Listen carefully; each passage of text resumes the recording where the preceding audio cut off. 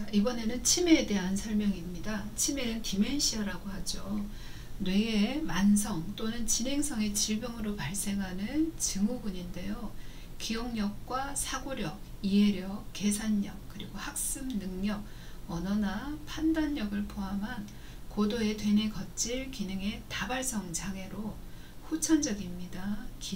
뇌의 기질적 장애로 발생하는 것으로 지속적인 인지기능 저하로 일상생활이나 사회생활에 지장을 초래하는 상태를 치매라고 합니다. 퇴행성 질환인 알츠하이머병의 병으로 치매가 발생하는 것이 약 60에서 70% 정도 되고요. 혈관성으로 발생하는 치매가 20-30%, 그리고 대사나 내분비, 감염이나 중독, 그리고 결핍이나 외상 등으로 발생하는 것들이 치매의 원인이 되겠습니다. 자, 치매의 분류나 구분을 한번 보도록 할게요. 자, 질환에 따른 치매의 유형 분류로 먼저 알츠하이머병입니다. 이 알츠하이머병은 가장 흔한 치매를 일으키는 원인으로 전체 치매의 6에서 70% 정도를 차지하죠. 많은 질환이 남성들이 더 많이 발병하는 데 비해서 이 치매는 여성의 발병 비율이 남성보다 2배 정도 높습니다. 아밀로이드 반이라고 하는 노인반이 노인반과 그리고 신경섬유 매듭이 신경세포에 안팎에 축적되어서 발생하는 퇴행성 치매입니다. 이 알츠하이머병 같은 경우에는 초기에 최근 즉 단기 기억장애가 뚜렷한 증상으로 나타나고요. 점차로 인지기능이 떨어지고 과거 기억이 떨어지는 형태로 진행됩니다. 말기로 가면 일상생활 기능이 떨어지면서 위험 요인으로는 연령이 있습니다. 나이가 많을수록 발병 비율이 점차 증가합니다. 자, 뇌혈관성 치매는 뇌졸중과 같은 뇌의 혈액 공급이 문제가 되어서 발생하는 치매입니다. 전체 치매의 20에서 30% 정도를 차지하고요. 이것도 역시 진행성이지만 큰 혈관이 막힐 경우에는 갑자기 치매 증상이 시작될 수도 있습니다. 위험 요인으로는 비만이나 고혈압, 당뇨, 흡연, 그리고 이런 것들이 위험 요인일 수 있고요. 행동 증상으로 우울증이나 무감동이나 망상 등의 현상이 나타날 수 있습니다. 자, 그 다음에 루이소체 치매입니다. 자, 루이소체 치매는 치매 증상이 파킨슨 증상보다 먼저 나타날 때 우리가 루이소체 치매라고 합니다. 루이소체가 중간 내의 흑색질이나 대뇌 전체에 광범위하게 발견되는 현상이죠. 자, 환각 증상이나 주의력, 또 실행기능, 문제해결 능력, 언어의 유창성과 시공간, 감각 능력 등의 장애가 나타납니다.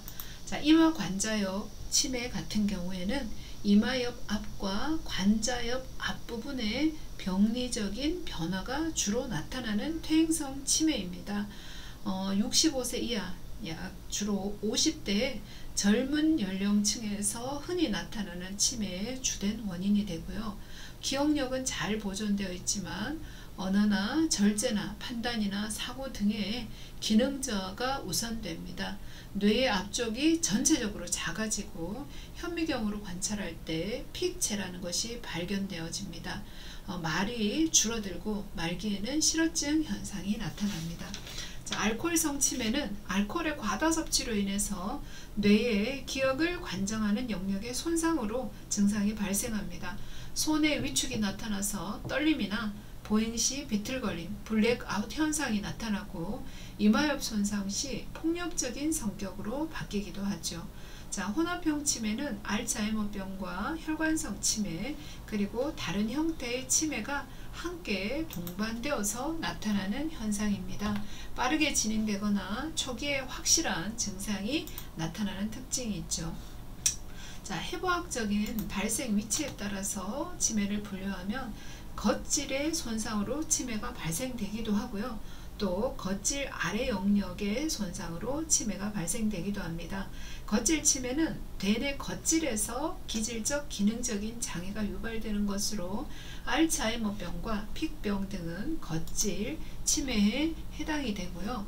그 그 다음에 겉질 및 치매는 백색질이나 바닥핵, 시상이나 뇌줄기의 손상으로 발생하는 것으로 파킨슨병이나 헌팅턴병과 같은 퇴행성 질환, 그리고 다발성 경화증이나 열공성 뇌경색을 포함한 혈관성 질환, 그리고 마리집 탈락이나 윌슨병 등의 대사성 질환을 겉질 및 치매로 우리가 볼 수 있습니다. 치매의 임상 양상을 보면 진행되어지는 질환이고 점차 퇴행하는 질환입니다. 사건 자체를 망각하게 되고요. 힌트를 주어도 전혀 기억을 못하고, 그리고 본인의 기억력에 문제가 있다는 것을 인정하지 않게 되죠. 대표적으로 첫 번째 인지기능 장애가 나타납니다. 기억력 장애는 치매의 전형적인 초기 증상으로 초기는 최근 기억이 감퇴하고 진행될수록 과거 기억도 침범되면서 감퇴하게 됩니다. 그리고 새로운 정보를 학습하는 능력이 떨어지고요. 진압력이 상실되죠. 사람과 장소와 시간 감각이 상실되며 언어장애로는 말이 없어지고요. 부정확한 같은 말을 반복합니다. 행위 상실증이 나타나는데 평소 잘 하던 일도 하지 못하게 되고 인식불능증이 나타납니다. 사물의 인지를 못하고 의미를 파악하지 못합니다. 수행기능 장애도 나타나죠. 새로운 일에 직면 시 어려움을 느끼게 되고요. 시공간 능력에 장애가 나타납니다. 길을 잃고 필요한 물건을 적절하게 배치하지 못하죠. 또 주의력 장애로 산만하고 대화의 흐름이 일정하지 못하게 됩니다. 그 다음에 정신 행동적인 증상도 나타납니다. 이 정신 행동적인 증상으로는 망상이나 환각, 오인, 우울증, 또 불안 증세, 초조한 행동, 성격의 변화, 수면의 변화, 또 식욕의 변화나 인격의 변화, 선망 현상 등이 나타날 수 있고요. 이 치매로 인해서 일상생활 활동에 장애도 나타납니다. 치매 초기에는 약간의 도움만 있으면 일상생활 활동을 독립적으로 할 수 있습니다. 최근 기억 장애가 나타나고요. 자, 대화 중에서 적절한 단어가 떠오르지 않는 등의 가벼운 인지기능과 인지기능 장애가 나타납니다. 자, 중기로 넘어가면 일상생활에 있어서 중증도의 도움이 필요하고요. 주변의 사람들이 치매임을 인식하기 시작합니다. 돈을 계산하는 것이 서투르고 진압력 장애가 나타나고 점차 심해지고 옷입기나 외출 시에 도움이 필요한 양상으로 진행이 되죠. 자, 치매 말기가 되면 일상생활에 있어서도 전적인 도움이 필요하고 독립적인 생활이 불가하며 인지기능이 현저히 떨어지고 정신행동 증상이 나타나며 신경학적인 증상과 신체적인 합병증 등이 동반되어서 나타납니다. 자, 이때는 식사나 옷입기, 대소변 가리기 등의 완전히 다른 사람의 도움이 필요하고요. 대부분의 기억을 상실하게 되고 주변에 잘 알고 있던 가족들조차도 못 알아보게 되고 클로브 부시 증후군 같은 현상도 나타나게 됩니다. 자, 이 치매를 평가하기 위한 평가 도구로 많이 쓰이는 것은 간이 정신상태 검사입니다.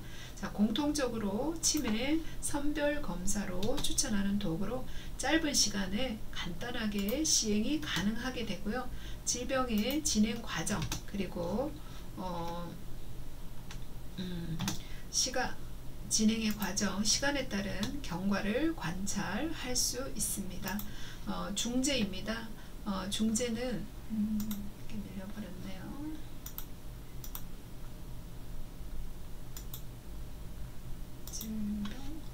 네.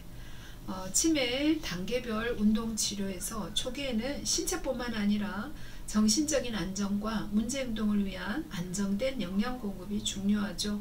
일상생활에 참여 유도가 필요하고요. 부분적으로 제한된 신체 활동으로 부분적인 도움이 필요하고 일상생활에서 섭취, 배설, 위생, 그리고 이동이나 옷입기, 목욕 같은 부분에 부분적인 도움이 필요하지만 다른 활동은 최대한 독립적으로 할 수 있습니다. 자, 중기는 장소에 따라 진압력 장애를 보이며 개인위생과 배설에 대한 독립성이 아주 중요한 단계로 치료적인 방법으로 일상생활과 관련된 훈련을 하고 능동운동과 능동보조 훈련을 하는 것이 적절하며 때로는 수동운동이 필요합니다. 말기로 가면 관절의 움직임이 감소하며 일상생활 활동에 제한이 있습니다. 연부조직과 관절의 경직이 나타나고 관절 운동 범위의 유지와 변형 예방을 위한 수동운동이 필요합니다. 근육의 경직과 단축 환자의 수축성 조직에 우리가 신장을 증가하는 운동을 실시해야 됩니다. 인지기능 훈련입니다. 기억력 훈련으로 연습하고 반복하고 또 때로는 외부의 보조기구 등을 사용해서 기억 전략 훈련을 실시하고 시간차를 두고 회상 훈련을 실시합니다. 그리고 컴퓨터화된 인지 훈련이나 운동 치료로는 신체 유산소 운동을 실시하여서 심폐기능과 인지기능 증진을 유도하고 또한 노인에서 신체적인 수행 능력과 신경심리검사상의 인지기능 수행 능력이 운동치료를 함에 따라서 호전되는 것을 볼 수 있습니다. 이상으로 우리가 치매에 대한 설명을 마치도록 하겠습니다.